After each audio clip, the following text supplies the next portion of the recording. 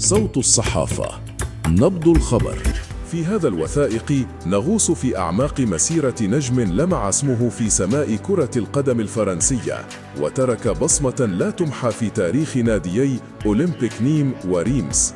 من شوارع طلجة إلى ملاعب أوروبا الكبرى، نروي لكم حكاية واحد من أعظم المراوغين والهدافين العرب، الذي أدهش العالم بمهاراته الفريدة وأهدافه الحاسمة.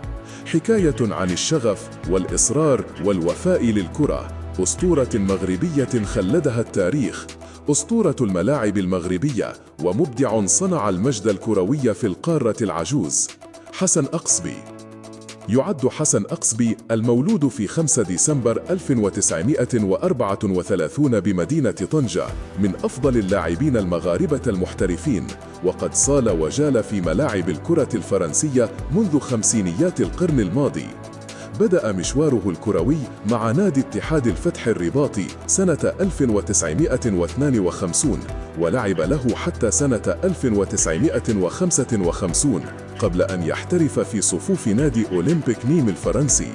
وصنع أمجاد النادي خلال 6 سنوات، ثم انتقل إلى نادي ريمز سنة 1961 واستمر معه 3 سنوات كانت أبهى سنوات النادي.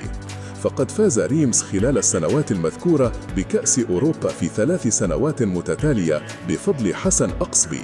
ومع حلول سنة 1963 واقتراب النادي من الإفلاس، وافق على بيع أقصبي إلى نادي موناكو، حيث لعب له موسم 1964 ليعود سنة 1965 لفريقه الأم اتحاد الفتح الرباطي، الذي دافع عن ألوانه إلى حين اعتزاله سنة 1970. وقد صنف حسن أقصبي واحدا من أفضل المراوغين والهدافين في تاريخ البطولة الفرنسية.